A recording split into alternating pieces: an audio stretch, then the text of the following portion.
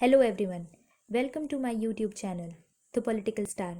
आज के इस वीडियो में हम ब्रिटिश मैंडेट इन पैलेस्टाइन के बारे में बात कर रहे हैं। इसको शुरू करने से पहले दोस्तों मैं आपको एक कहानी सुनाती हूँ। ध्यान से सुनिए, ये बहुत इंपॉर्टेंट है, आपको समझने में मदद करेगा। फर्स्ट वर्ल्ड वॉर 1914 से 18 के बीच में लड़ा गया। इसमें दो पावर्स थी, एक अलाइड पावर और एक एक्सिस पावर। अलाइड पावर्स को डोमिनेट करने वाली countries great Britain, France, Soviet union और यूएसए थी।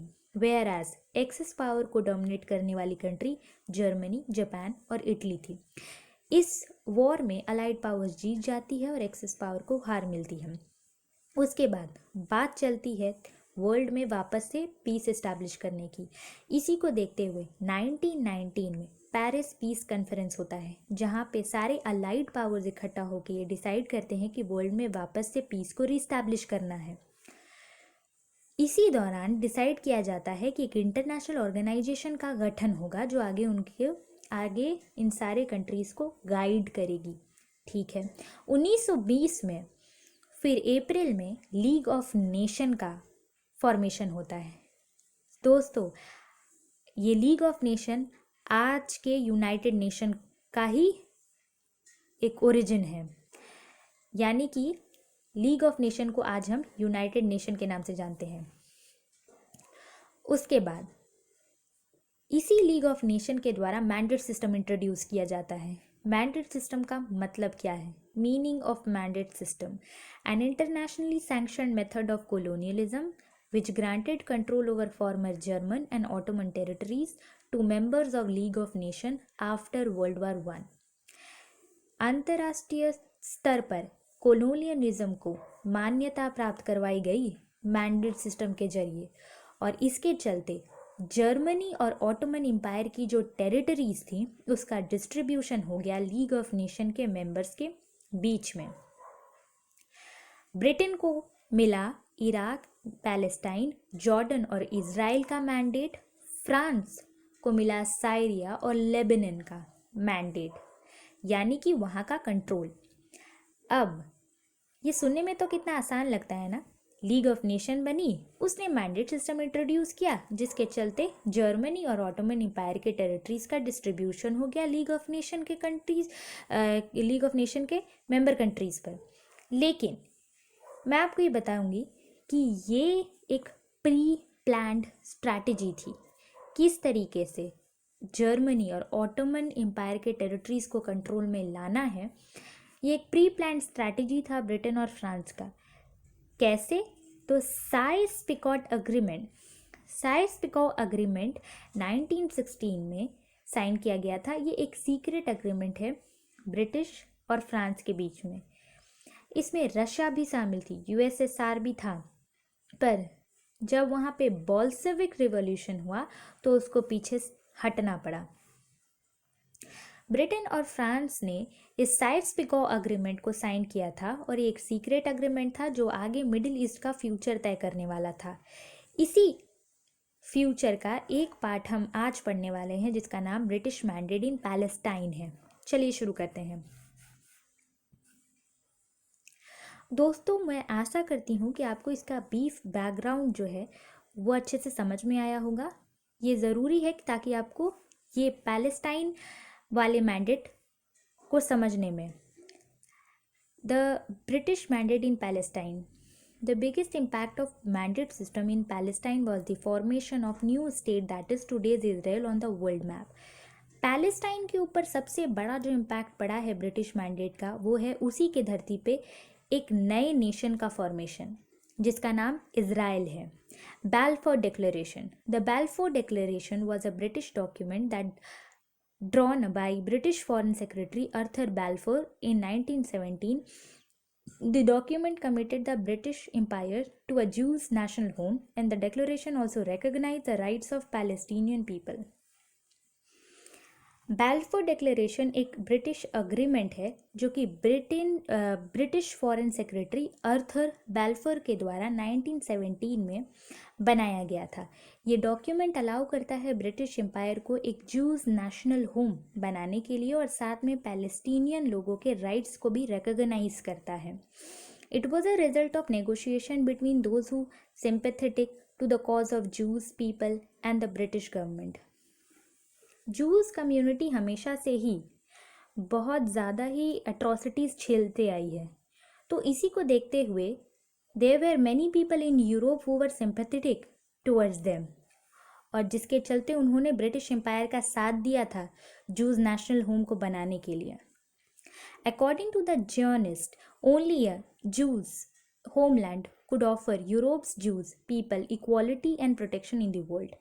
क्योंकि जूस जो थे वो पूरे वर्ल्ड में अलग अलग जगहों पर रह रहे थे और उनका अपना कोई कंट्री नहीं था, तो एक जियोनिस्ट को लगता है कि यूरोप की जूस को पूरे वर्ल्ड में इक्वालिटी और प्रोटेक्शन अपने ही देश में मिल सकता है. जियोनिस्ट कौन होता है? वो एक पर्सन है जो बिलीव करता है in the development and protection of juice national home, यानी कि इज़राइल के डेवलपमेंट और प्रोटेक्शन के लिए वो बहुत ही ज़्यादा कंसर्न है. और एक जियोनिस्ट का मानना था कि उसको उसकी अपनी धरती ही जूस लोगों को इक्वालिटी और प्रोटेक्शन प्रोवाइड करेगी पूरे वर्ल्ड में. ठीक है. Many saw this Jews homeland as a British protectorate in the Middle East and which would be ally of them and remain dependent on them. बहुत सारे लोगों ने इसको ऐसे देखा कि ये ब्रिटिश को प्रोटेक्टोरेट यानी कि ब्रिटिश को प्रोटेक्शन प्रोवाइड करेगी मिडिल ईस्ट में, और वो हमेशा ही उसका दोस्त बनी रहेगी और हमेशा ही ब्रिटिश के ऊपर डिपेंडेंट रहेगी. अब पैन अरब स्टेट, जो कि एक बहुत ही इम्पॉर्टेंट टॉपिक है इसमें. Earlier British and France had entered into an alliance with the Arabs and they promised them to form a pan Arab for them including the land of Palestine. Britain और फ्रांस ने पहले ही अरब लोगों से वादा कर लिया था, अरब पीपल से वादा कर लिया था कि उनके लिए वो एक पैन अरब स्टेट बनाएंगे, यानी कि एक कलेक्टिव अरब स्टेट बनाएंगे जिसमें पैलेस्टाइन का भी ज़मीन शामिल होगा. This led to Arab revolt against their Ottoman overlords and were remained loyal to the British and France both. इससे क्या हुआ, जब अरब लोगों को लगा कि उनके लिए एक अपना स्टेट बनने जा रहा, अपना कंट्री बनने जा रही है, तो उन्होंने अपने ही ऑटोमन ओवरलॉर्ड्स यानी कि जो ऑटोमन रूलर वहाँ पे रूल कर रहे थे उसके खिलाफ जंग छेड़ दी, और वो ब्रिटिश और फ्रांस के प्रति लॉयल रहे इस विश्वास से कि आगे चल कर के उनकी एक अपनी कंट्री फॉर्म होने वाली है. अब हम जो मोस्ट कंट्रोवर्शियल अग्रीमेंट रही है, जो बाद में सबको पता चली, वो उसके बारे में पता चलता है, पढ़ते हैं. The Sikes-pico agreement of 1916. But both British and France had already plans for middle east. जैसा सबको पता है, this Sykes-Picot agreement was a secret agreement. This Sykes-Picot agreement was a secret agreement between the British Empire and French Republic. ये एक secret agreement थी British Empire और French Republic के बीच में. The First World War came to an end in 1918 and to allies as planned did not form the pan-Arab state. Rather, they stayed there in the Middle East and turned it into their protectorate. अब जैसा कि इस agreement के द्वारा पहले ही तय कर लिया गया था मिडिल ईस्ट का फ्यूचर, तो ब्रिटिश ने कोई भी पैन अरब स्टेट नहीं बनाया, मतलब कोई कलेक्टिव स्टेट अरब लोगों के लिए बनाया ही नहीं, बल्कि वो वहीं रहे. फर्स्ट वर्ल्ड वॉर ख़त्म होने के बाद मिडिल ईस्ट में ही वो बने रहे. वो उस मिडिल ईस्ट को उन्होंने अपने प्रोटेक्टोरेट पर में टर्न कर लिया. कैसे टर्न कर लिया? इज़राइल को वहाँ पे इस्टेब्लिश करवा करके, जूस लोगों को वहाँ पे इस्टेब्लिश करवा करके उन्होंने एक अपना डिपेंडेंट कंट्री और अपना एक अलाई कंट्री वहाँ पे इस्टेब्लिश कर लिया, ताकि उनको मिडिल ईस्ट में और ज़्यादा कंट्रोल हासिल हो सके. उसके बाद formation of League of nation. तो जैसा सबको पता है 1919 में पेरिस पीस कॉन्फ्रेंस के दौरान all allied powers agreed to form an international organization to guide them and reestablish peace in the world. वापस से पीस इस्टेब्लिश करने के लिए उन्होंने इस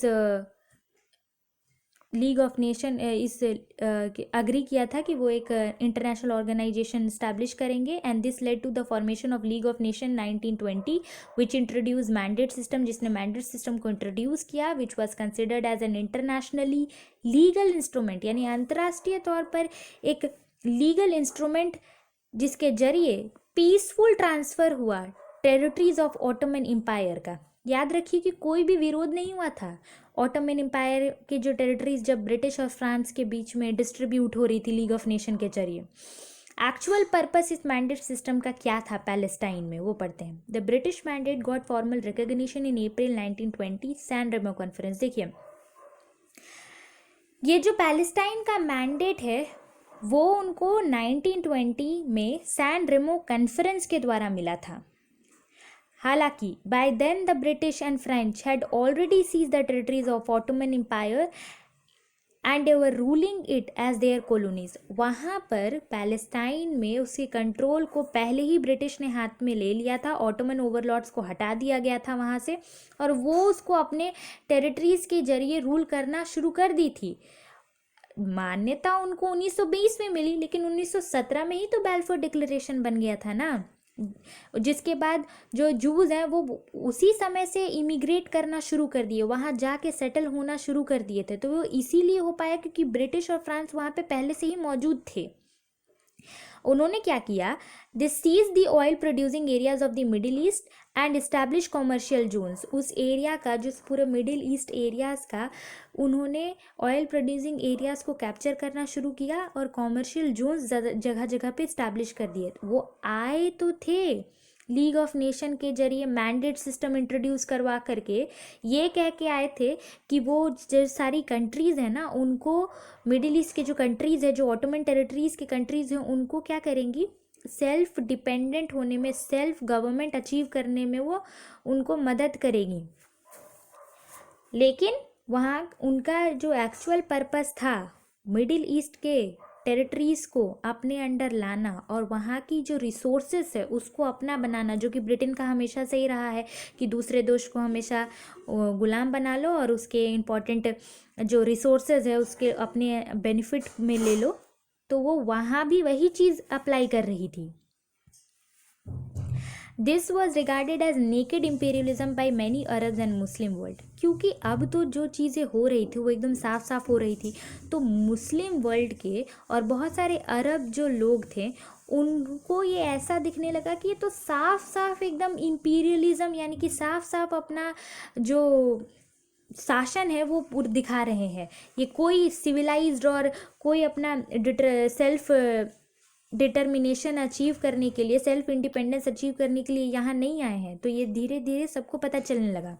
London had the mandate to govern Palestine and they immediately introduced होगा यहाँ पे pro Jews policies. This was very controversial in Britain itself and the House of Commons British Parliament condemned this policy. Nevertheless, the Balfour Declaration was implemented by the Chamber, and it was only in 1939 when British Empire decided to abandon the declaration and adopted less pro-Jews policies. London को मिली थी, London को Palestine का mandate मिला हुआ था, यानी कि London को गवर्न करने की पावर मिली थी पैलेस्टाइन को, और उसी को देखते हुए वहाँ पे जल्दी से प्रो जूस पॉलिसीज़ जो है वो लागू करवाना शुरू कर दिया गया। प्रो जूस पॉलिसीज़ किस लिए? क्योंकि उनको इजराइल बनाना था भाई। उस समय वो फॉर्मल नाम तो वो नहीं दिए थे, वो 1948 में पूरा इजराइल बन करके तैयार हो जाएगा, नाम आ जाएगा, लेकिन उस समय वो जूस नेशन जो बनाना था उसके लिए उन्होंने जो चीज़ें बन पड़ी जूस लोगों को इस्टेब्लिश करवाने के लिए, ब्रिटिश ने पूरा साथ दिया। और ये जो इनकी जो मतलब कि इस तरीके की जो हरकत थी वो अपने ही कंट्री में भी कंट्रोवर्शियल थी, लेकिन बाद में फिर इसको अच्छी तरीके से इम्प्लीमेंट किया दोनों हाउसेस ने end of parliament, and it was only 1939 में जा कर के जब बहुत सारे राइट्स और रिवोल्ट्स होने लगे इज़राइल को लेकर के, जूस नेशन को लेकर के, तो 1939 में ब्रिटिश एम्पायर को ने पहली बार ये डिसाइड किया था कि हम ये जो डिक्लेरेशन है उसको रद्द कर देंगे, और उसके बाद फिर वो थोड़ा लेस जूस पॉलिसीज़ अडॉप्ट करने लगे वहाँ पे। अब देखते हैं हम अरब का रेस्पॉन्स, अरब लोगों का रेस्पॉन्स क्या रहा इसके प्रति। The declaration was opposed by Arabs and they were enraged because of the betrayal from alliance as they had promised of making a pan Arab state। अरब तो पहले से ही गुस्सा थे भाई, क्योंकि वो तो शुरू से ही इस मतलब कि भ्रम में जी रहे थे कि उनको एक अपना स्टेट मिलेगा, अपना खुद का टेरिटरी मिलेगा, और इसके लिए वो लॉयल भी थे। लेकिन उनको क्या मिला? धोखा मिला ब्रिटिश और फ्रांस के तरफ से, कोई भी स्टेट नहीं बनाया गया। और ऊपर से एक और जो मेजर चीज़ वो हुई, ये हुई कि they were particularly angered that Jerusalem, one of the holiest site of Islam, was present in Palestine and now will be lost to the Jewish people, and this declaration poisoned the relationship between Arab world and West। वो इस बात से बहुत ज़्यादा गुस्से थे कि Jerusalem जो इस्लाम का एक होलीएस्ट साइट है वो अब कहाँ चला जाएगा? जूस के हाथों में चला जाएगा। और ये चीज़ जो थी उसने अरब वर्ल्ड और वेस्ट कंट्रीज़ के बीच में और ज़्यादा रिलेशनशिप ख़राब कर दी। अब हमने अरब का तो एक्सपीरियंस देख लिया। जूस रिस्पॉन्स, जूस का क्या रिस्पॉन्स था जिनके लिए सारी चीज़ें की जा रही थी एक तरह से देखा जाए तो। जॉर्निस्ट, मैंने आपको बताया कि वो पर्सन जो बहुत ज़्यादा विश्वास करता है और प्रोटेक्शन और डेवलपमेंट में जूस नेशन का। Zionists during Ottoman period had begun to immigrate to the land of Palestine। मैंने ऑटोमन पीरियड, मैंने उस समय पूरी तरह से मिडिल ईस्ट में ऑटोमन एम्पायर हटी भी नहीं थी, और उसी समय से जियोनिस्ट जो थे, जब उनको पता चला है कि ऐसा कुछ डिक्लेरेशन बना है और 1970 में उनको उसी समय अलाउ कर दिया गया था कि आप जाइए और वहाँ पे सेटल होइए। तो जो जियोनिस्ट थे वो बहुत पहले ही पैलेस्टाइन में आके सेटल होना शुरू कर दिए थे, और जो बैलफोर डिक्लेरेशन था उसी के कारण ये सारे चीज़ लीगली पॉसिबल हो पाया। एंड दे और ब्रिटिश जो थे वो इतने ज़्यादा सिंपैथेटिक थे जूस के प्रति कि उन्होंने पैलेस्टीनियन एडमिनिस्ट्रेशन को ये कमांड दे दिया था कि आप सपोर्ट करो जूस कम्युनिटी के सेटलमेंट को अपने ही कंट्री में।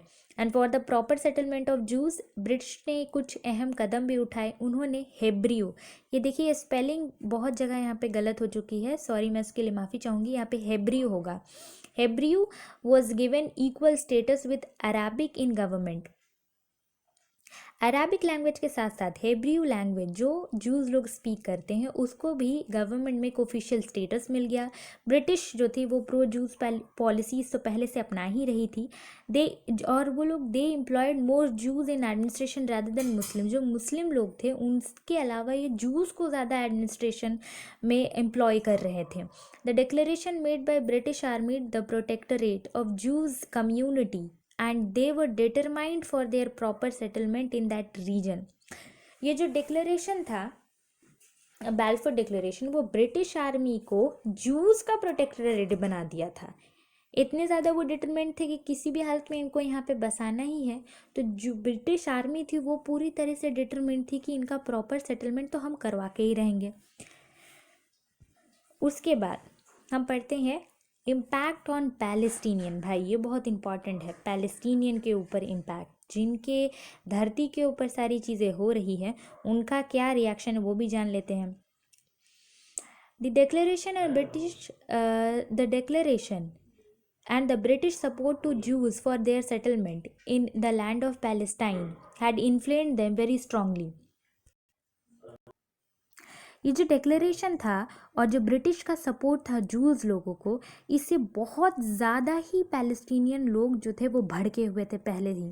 After this riot started in Jerusalem में राइट शुरू हो गया, क्योंकि वो one of the holiest site है मुस्लिम्स का, तो कैसे दूसरे के हाथों में जाने देते, तो राइट शुरू हो गया था। फिर मिड 1930s में ये जो राइट था वो बहुत ज़्यादा ही वॉयलेंट हो गया और एक फुल स्केल अरब रिवोल्ट में कन्वर्ट हो गया 1936-39 में।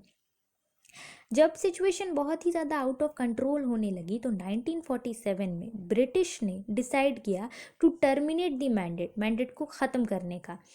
And they transfer the question of Palestine to the UN. उन्होंने पैलेस्टाइन के क्वेश्चन को यूएन को पास कर दिया। But the time Jews had a well train army and an establish self government institution and Palestinian were forbidden from doing so, and this resulted in 1948 Palestinian Nakba, when Zionist army forcibly expelled more than 7,50,000 Palestinians from their homeland. देखिए 1947 में क्या होता है कि British जो है वो देखते कि बहुत ज़्यादा सिचुएशन आउट ऑफ कंट्रोल जा रही है, तो इसीलिए वो डिसाइड करती है कि वो इस मैंडेट को ख़त्म कर देगी और उसने पैलेस्टीनियन लोगों के क्वेश्चन को यूएन को ट्रांसफ़र कर दिया। अब क्या हुआ कि उस समय तक जो जूस थी वो पूरी तरीके से सेटल्ड हो चुकी थी, उनका अपना गवर्नमेंट स्टैब्लिश हो चुका था, उनकी अपनी वेल ट्रेंड आर्मी हो गई थी। क्योंकि पैलेस्टीनियन लोगों को ये सारी चीज़ों को करने से रोक दिया गया था, वो अभी भी पीछे थे। और इससे रिजल्ट क्या हुआ, इससे 1948 को पैलेस्टीनियन नकबा यानी कि एथनिक क्लिंजिंग पैलेस्टीनियन लोगों का जियोनिस्ट आर्मी के द्वारा किया गया, और इसके तहत 7,50,000 पैलेस्टीनियन लोगों को अपने ही देश से बाहर ढकेल दिया गया था, मतलब अपने ही देश से निकाल दिया गया था उनको। इतना ज़्यादा सिचुएशन मतलब पैलेस्टीनियन लोगों को ख़राब कर दिया गया था कि वो अपने ही देश में मतलब ऐसा लगता था कि वो कहाँ रह रहे हैं। और क्योंकि अब जूस पूरी तरह से इस्टेब्लिश हो चुके थे, तो अब उनको यहाँ से फिर से हटाना, तो फिर तो वापस से उसी सिचुएशन में चले जाते जो वो पहले थे, जहाँ पे उनकी अपनी कोई देश नहीं थी और यहाँ पे वो अपनी इतना वेल सेटल्ड हो गए थे। तो ये तो बात बहुत गड़बड़ हो जाती। तो इससे जो रिलेशन है ना पैलेस्टीनियन और इज़राइल के बीच में, जो जूस लोगों के बीच में, वो हमेशा से ही ख़राब हो चुका है। अब हम लोग आए दिन ये सब सुनते रहते हैं उन दोनों के बीच में क्या हो रहा है। तो ये इन ब्रिटिश और फ्रांस के मैंडेट सिस्टम का ही देन है। Conclusion, the mandate system in Palestine led to consequences. दो नतीजे हम देखते हैं। पहला, तो Balfour Declaration was an instrument in the creation of modern state Israel. Balfour Declaration के कारण इसराइल का जन्म हुआ, and this in turn has led to Arab Israel conflict which has decentralize the whole Middle East. पूरे Middle east को decentralise करके रखा है ये कन्फ्लिक्ट। आए दिन गाजा पट्टी में इजरायली आर्मी के द्वारा जो ग्रुप है, एथनिक ग्रुप वहाँ पे वॉर चलते रहता है, छोटे मोटे चीज़ें होती ही रहती हैं वहाँ पे। तो ये जो कंक्लूजन मतलब यही है सीधा सीधी कि बैलफोर डिक्लेरेशन के कारण इजराइल जो है उसका जन्म हुआ, और मिडिल ईस्ट का जो पूरा मतलब सिचुएशन था वो पूरा डिस्टेबलाइज हो गया। यहाँ से एक पॉजिटिव चीज़ मुझे बस ये दिखती है कि जो जूस लोग थे जिनके साथ इतना बुरा व्यवहार हो रहा था, इसके चलते उनको अपना पूरा एक कंट्री मिलता है ब्रिटेन के चलते। चलिए, उसने जो भी कुछ किया, उसने एक कम्युनिटी को अपना एक देश बना के दिया, वो बहुत इम्पोर्टेंट है। लेकिन पैलेस्टीनियन लोगों के लिए यहाँ अच्छा नहीं लगता है, क्योंकि उनके साथ ये सही नहीं था। तो जो भी हो, ये था ब्रिटिश मैंडेट इन पैलेस्टाइन। होप आपको समझ में आया होगा। आपको क्या लगता है आप कमेंट करके बताइए, और कुछ भी डाउट हो तो आप पूछ सकते हैं। Thank you very much.